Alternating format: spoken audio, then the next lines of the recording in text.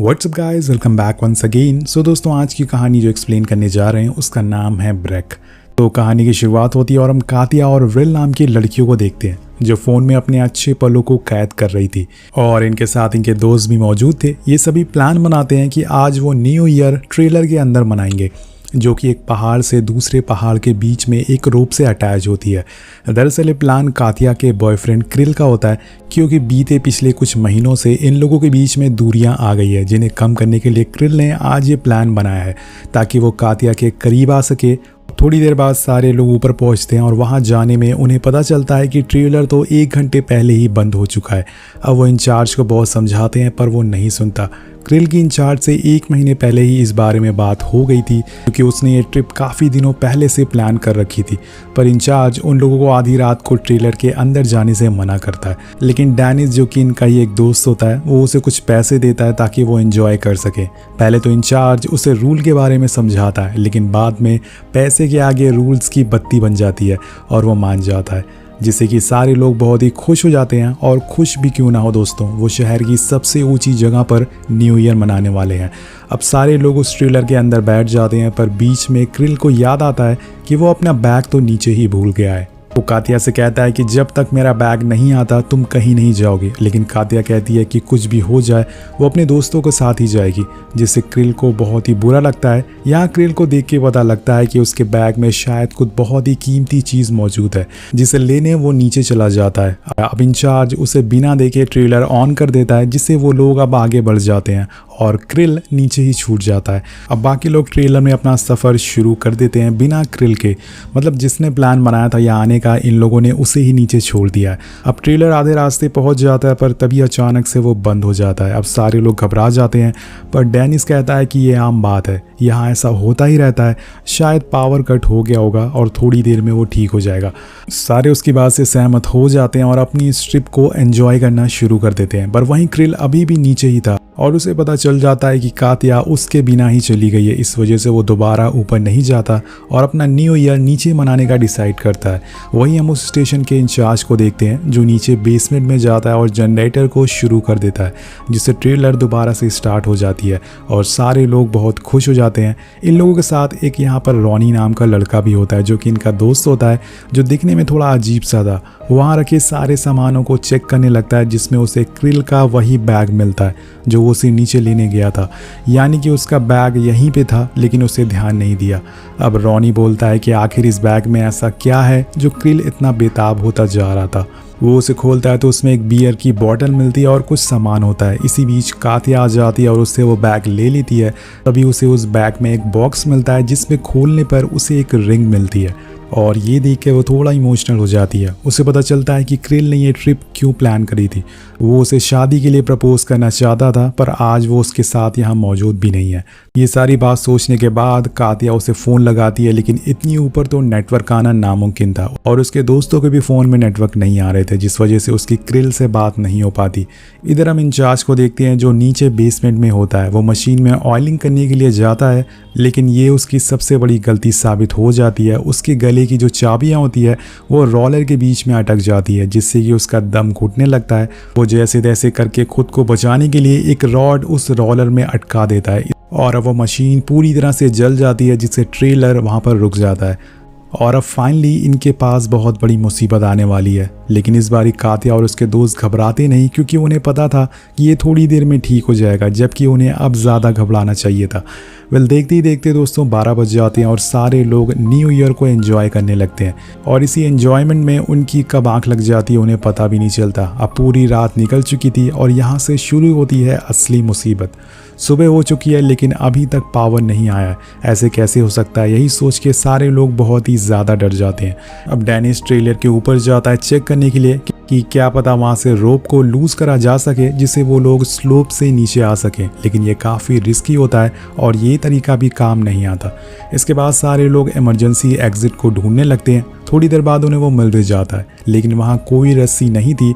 अगर होती भी दोस्तों वो काम की नहीं आती, क्योंकि इस समय ये लोग 11,000 फीट की ऊंचाई पर हैं और शायद इतनी लंबी रस्सी आज तक बनी ही ना हो।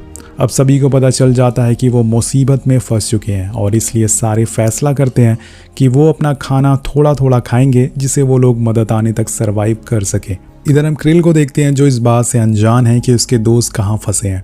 उसकी फैमिली को लग रहा था कि उसने शादी कर लिया है, लेकिन ऐसा कुछ भी सच नहीं होता। थोड़ी देर बाद हमें एक और चीज़ पता चलती है कि जिस लाइन की रोप पे कात्या और उसके दोस्त फंसे हुए हैं उसे टेम्परेरी बंद कर दिया जाता है क्योंकि वो ख़राब हो गई थी।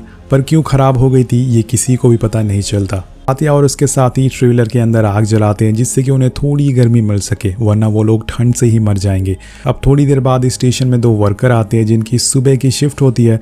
उन्हें वहाँ पर इंचार्ज की लाश मिलती है बेसमेंट में। तो उन्हें लगता है कि शायद ये कोई एक्सीडेंट था जो कि गलती से हुआ था। और इसके बाद वो वहाँ के रूम को सेटअप को देखते हैं जिन्हें उन्हें पता चलता है कि रात में किसी ने ट्रेलर को ऑन करा था और ये ट्रेलर बीच में फंसा हुआ है। पर स्टाफ को इस बात का ज़रा भी अंदाज़ा नहीं होता कि उसमें लोग भी मौजूद थे जो कि अभी बहुत बड़ी मुसीबत में है। वहीं दूसरी तरफ क्रिल बार बार सोशल मीडिया को चेक करता है ये देखने के लिए कि क्या पता उसके दोस्त में से कोई ऑनलाइन हो, लेकिन अभी तक किसी का कुछ भी पता ही नहीं होता है। और ना ही कात्या की उसको एक बार भी कॉल आई थी। कॉल कैसे आती दोस्तों, उनका नेटवर्क ही नहीं आ रहा था।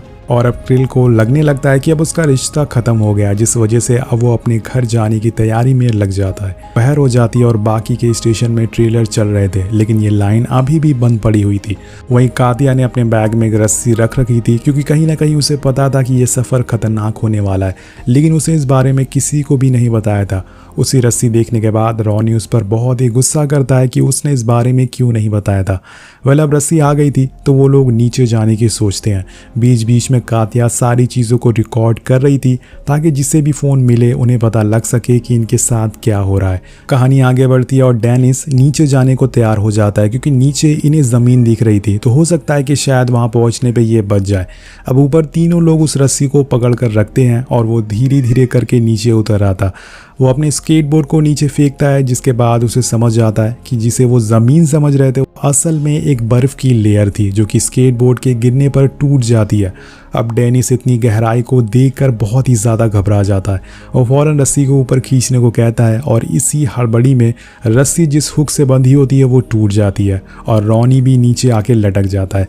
यहाँ एक ही रस्सी पे 2 लोग लटके हुए थे जिससे कि उसका भार बढ़ने लगता है। अब इस हादसे में डेनिस की गर्लफ्रेंड जिसका नाम वीका होता है उससे भी चोट लग जाती है और वो रस्सी को छोड़ देती है, जिसके बाद अब सारा भार कात्या के ऊपर आ गया था। अब नीचे लटका रॉनी भी समझ जाता है कि अगर ऐसे ही चलता रहा तो वो ज़्यादा देर तक जिंदा नहीं रह पाएगा, इसलिए वो नीचे की रस्सी को काट देता है जिससे डेनिस नीचे खाई में गिर जाता है। वो जैसे ही ऊपर आता है वीका उस पर खूब चिल्लाती है क्योंकि डेनिस उसका बॉयफ्रेंड था और रॉनी उसे समझाने की कोशिश करता है, लेकिन वो नहीं मानती और उसे लग रहा था कि उसने ऐसा जानबूझकर किया है, जो कि सच होता है दोस्तों। अब वीका उसे चाकू दिखाती है, लेकिन इससे पहले कि वो कुछ कर पाती वो चोट के कारण वहीं गिर जाती है। अब इसी बीच इनकी किस्मत चमकती है और एक चॉपर की आवाज़ इन्हें सुनाई देती है। ये इनके लिए एक उम्मीद थी जिससे वो लोग खोना नहीं चाहते थे, इसलिए रॉनी फौरन ट्रेलर के ऊपर पहुंच जाता है और चिल्लाने लगता है, लेकिन 11,000 फीट पर इनकी उम्मीद बर्फ़ के नीचे दब जाती है।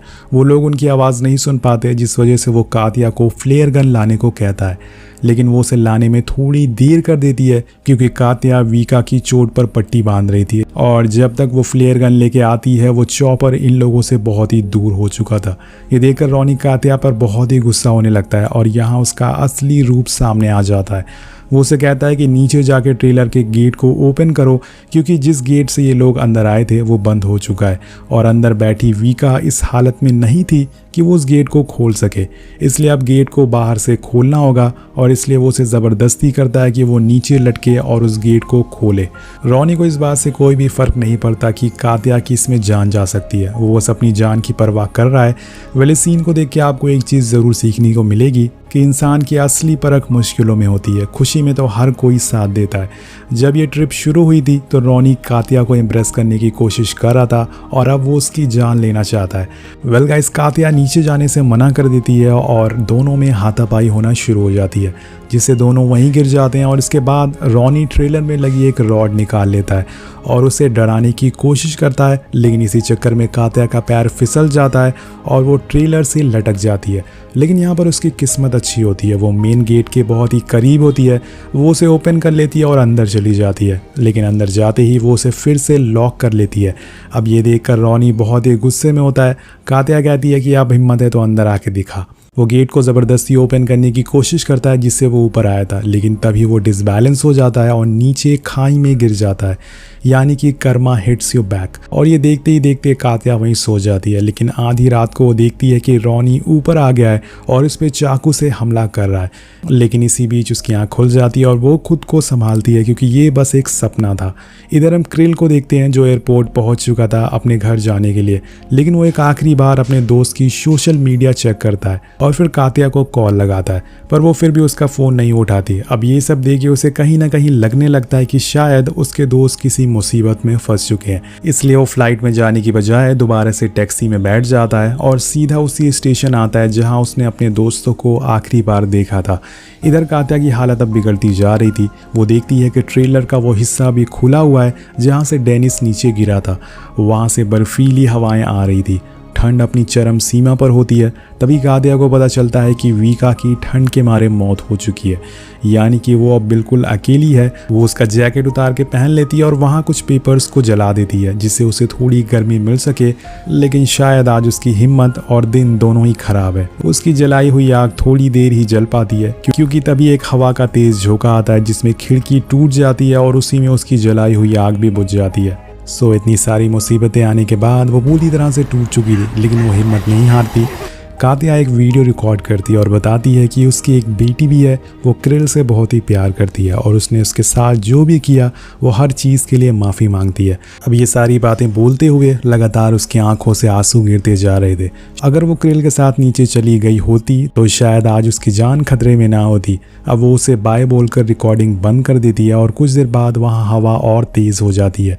अब पूरा ट्रेलर एक झूले की तरह लहराने लगता है। कात्या पूरी तरह से सहमी और डरी हुई थी, जिस वजह से वो बेहोश हो जाती है। वो इतना ज़्यादा डर जाती है। वहीं एक तरफ क्रिल ट्रैफिक में फंस चुका था, वो परेशान हो जाता और उसे जल्द से जल्द अपने दोस्तों के पास जाना था, इसलिए वो कार को छोड़कर वहीं से पैदल ऊपर जाने लगता है। वहाँ वो उसे इंचार्ज की मौत के बारे में पता चलता है, जिसे सुन के वो घबरा जाता है। इसके बाद वो अपने दोस्तों के बारे में उससे पूछता है तो वो लेडी कहती है कि हमें जहाँ तक पता है उस ट्रेलर में कोई भी इंसान अभी मौजूद नहीं है, हमने सभी को नीचे उतार लिया है। पर क्रिल कहता है कि मेरे दोस्त वहाँ अटके हुए हैं, मैं उन्हें रात में वहाँ पर ले गया था। अब ये सुन के वो लेडी काफ़ी गुस्से में भी आ जाती है। वहीं कात्या को एक आइडिया आता है। वो देखता है कि क्रिल को जो बैग था उसमें कुछ लाइट्स रखी हुई थी। लेने से पहले कि वो कुछ और सोचती, एक ज़ोरदार हवा आती है और जो उसे बचे हुए कनेक्टिंग रॉड्स थे वो भी टूट जाते हैं, जिससे ट्रेलर पूरी तरह से झूमने लगता है। इस तूफान की वजह से वीका की लाश भी ट्रेलर से सीधा नीचे गिर जाती है। यहाँ उसे समझ आ गया था कि ये ट्रेलर ज़्यादा देर तक टिकने वाला नहीं है, इसलिए उसे जितनी जल्दी हो सके कुछ ना कुछ करना ही होगा, वरना ये भी अपनी दोस्त की तरह जान गंवा देगी। इसलिए वो फैसला करती है कि वो ट्रेलर के ऊपर जाएगी और वहाँ पर रुकेगी। वो अपने साथ उन लाइट्स को भी ले लेती है और ऊपर चली जाती है। वहाँ जाके वो बहुत ही मुश्किल से उस हैंगर को पकड़ कर रखती है और उन लाइट्स को ऑन कर देती है। अब इसके थोड़ी देर बाद ही पूरा ट्रेलर नीचे गिर जाता है धड़ाम। अगर वो थोड़ी देर और उस ट्रेलर में रहती तो वो मारी जाती।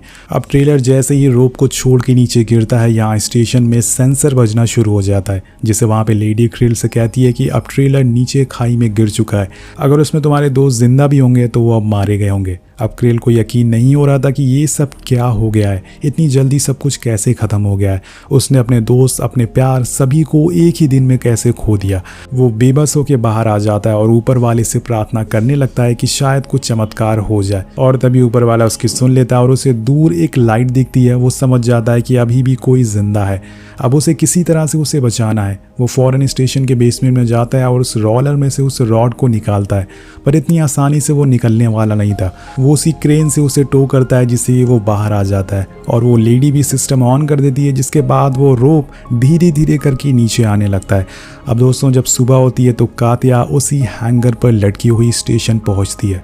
पूरे 2.5 दिन के बाद उसे रेस्क्यू किया गया था। सारे लोग वहाँ पहले से ही मौजूद होते हैं। वो पूरी तरह से बेहोशी की हालत में थी, लेकिन अभी भी वो जिंदा होती है। उसकी सांसें अभी भी चल रही थी। उसका नसीब अच्छा था। स्टेशन पे क्रिल भी मौजूद होता है। वो लोग फौरन हॉस्पिटल लेके उसे जाते हैं और उसकी जान बचाते हैं। कहानी के आखिर में हमें एक बैलून उड़ते हुए दिखाया जाता है जो कि ये मैसेज देता है कि नेवर गिव अप। इसी के साथ ये कहानी ख़त्म हो जाती है। तो ये सर्वाइवल इमोशनल मूवी आपको कैसी लगी नीचे कमेंट करके ज़रूर बताएगा। नेक्स्ट मूवी कौन सी देखना चाहते हैं नीचे कमेंट करके ज़रूर बताएगा। मिलते हैं आपसे अगले वीडियो में। Thank you so much watching. Peace out.